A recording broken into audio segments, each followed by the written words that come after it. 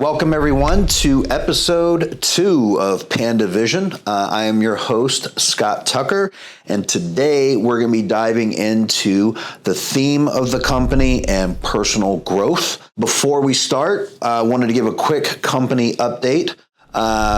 We have a software tool. It's AI driven. It's called TurboClaims, and we've been working with this tool for a few months now. And actually seems to be exceeding our expectations, processing claims 30% faster than the previous quarter. And our office TVs are now showcasing the new branded content to keep all our teams aligned and inspired. And real quickly about TurboClaims, I just wanted to share this with you, give a little bit more background. A lot of you may know that Xactimate is really the primary estimating software tool that is used in the insurance industry, and some of the higher ups actually left Xactimate.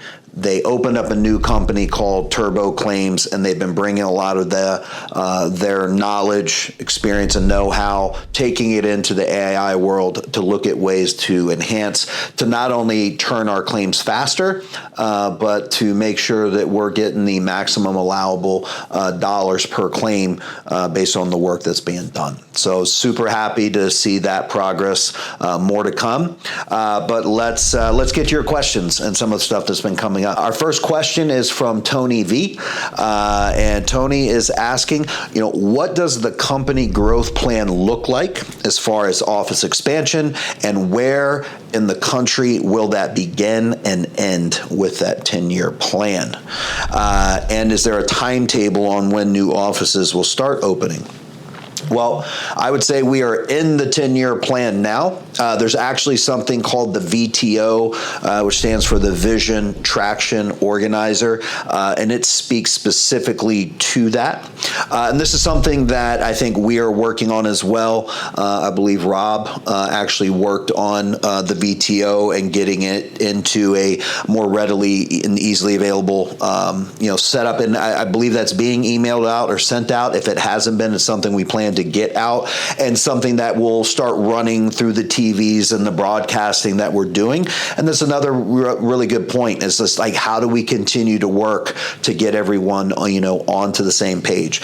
As in terms of expansion, as you know, Tampa, Florida is our newest office that's fully up and operational, and we are still working to expand that office.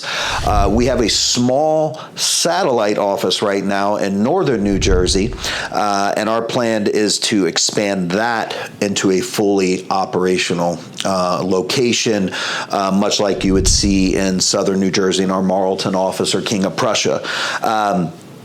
Now, I can't say right now is that we're so far out we know where that will end in terms of like that what's the last location. What I can tell you is the majority of those locations would be up and down the eastern seaboard. Our South Carolina license has now come on board. We have our Florida license. I would need to add our Georgia license, would be another area of interest. I already have our license set up in Massachusetts. We have a small presence up in the Boston, Massachusetts market, and we plan on wanting to expand that. That's a very exciting market for us. But our next office, the Northern New Jersey office, could be looking to expand literally at the end of this year. So very soon. Very good question. Next question is coming from Nan. And Nan would like to know, what difficulties did you have when you were first starting off your business, and how did you manage to overcome them? And how do you balance overseeing multiple departments? So to the first part, difficulties, what difficulty? We had a lot of difficulties, to say the least. I mean, if you really go back to the beginning, we were trying to figure out how we wash people's homes without killing their plants. And how did we fix that? We turned down the amount of bleach that we were using.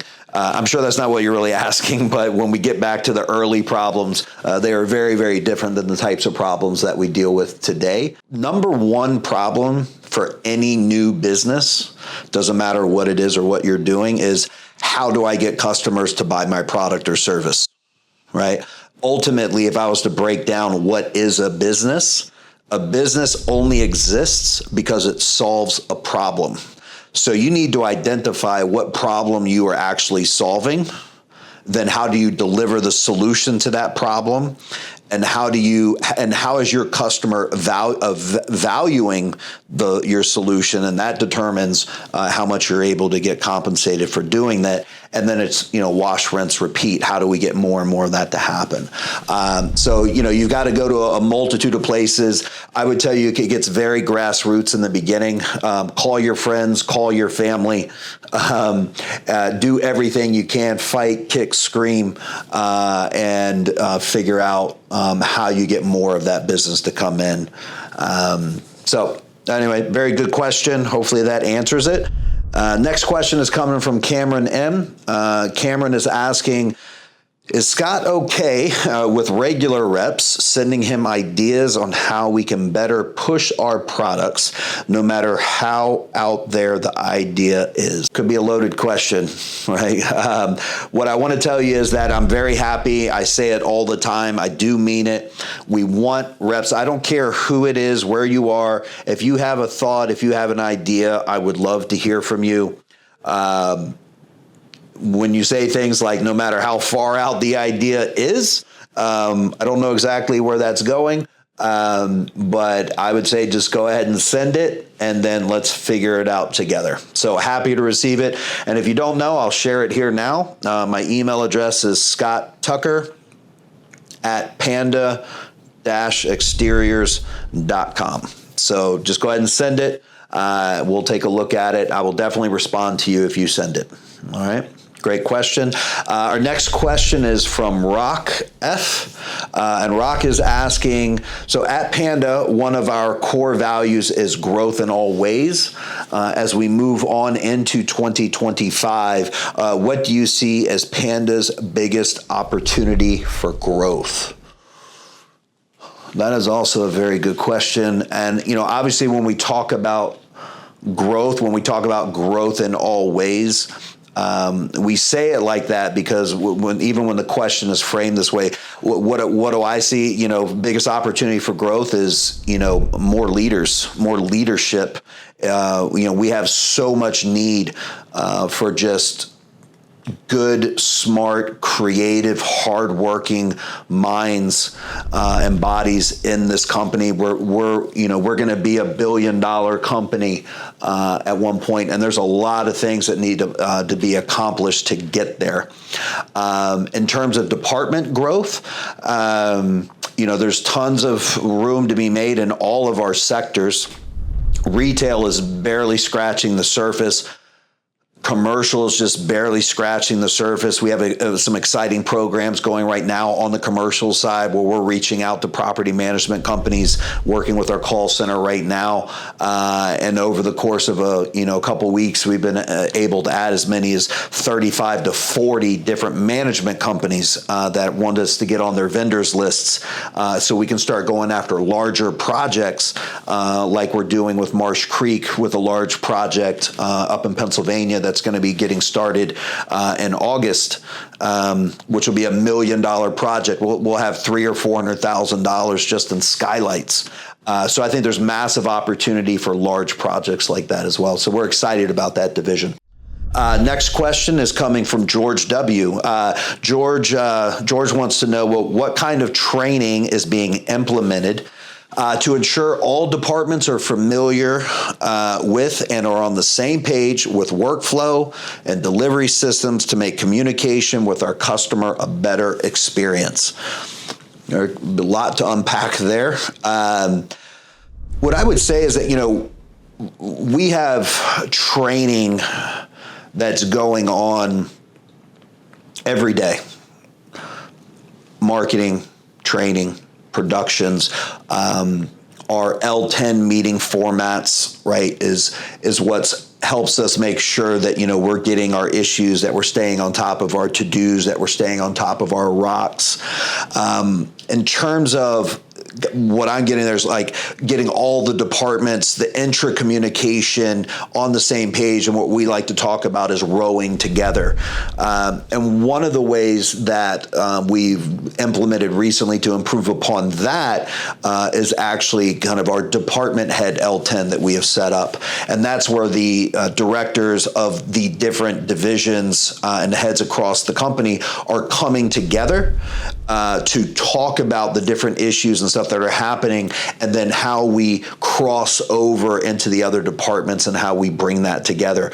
But it's so important that we are on the same page as individuals, because if we're not on the same page, to your point, our messaging and what's going out to our customers is definitely not going to be leading to a better experience. So it starts internal, we get that right, and then when we get out to our customers, we definitely have a better opportunity to enhance that experience. So very good question. And our final question is from Madeline. And Madeline would like to know, how does Panda aim to leave a mark in the communities we serve beyond roofs and repairs? Well, for starters, how we leave our mark. I want to start internal for a second. When we talk about, upwards of 60% of our company has healthcare. We have real insurance and workers' compensation protection. We have had situations where, unfortunately, employees have been hurt, whether it was in a car accident or a roof accident. These things do happen. But we had the right insurance and protections in place, so they were taken care of. And then they were still able to get money through insurance so that they could live, they could feed their families, they could pay their rent and things like that.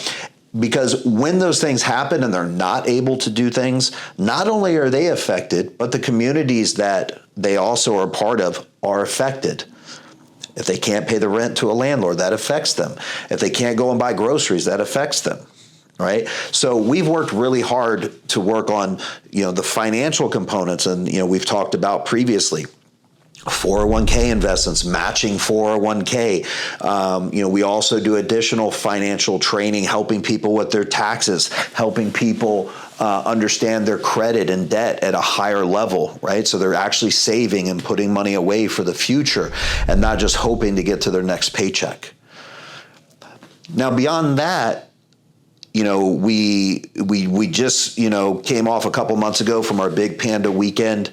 And it is a Big Panda Weekend, but right there in the middle of the Big Panda Weekend is the golf tournament that we put on that supports So Kids Soar, that supports LLS. And we've been involved with it for 3 years now. It's been going on for over 25 years. The very first year we played in it, we liked it so much we wanted to get involved. And I think in the very first year we were probably somewhere around 50 to 55,000, and the money raised through our sponsors. And the people that played in the tournament. And then last year, that number got up to closer to 75. And then this year, we got up over $125,000. And the lion's share of that money going to those two organizations, So Kids Soar and LLS. So that's another way that we're giving back. I'm also happy to announce we're getting ready to do our second veteran roof. I can't actually get in to the name of the gentleman because we're not supposed to talk about that specifically. I can tell you that he is a Medal of Honor recipient, and just an incredible opportunity for us to be able to help someone out who's given so much to this country is just something that really gets deep to me and my heart, and the things that we want to be able to do and grow. And I'm just really excited about the opportunity to expand that program as well. So those are some of the additional things they're doing. I would think there's some other micro stuff we're doing in the community. Those are the things that jump out to me, though. But thanks for asking that question.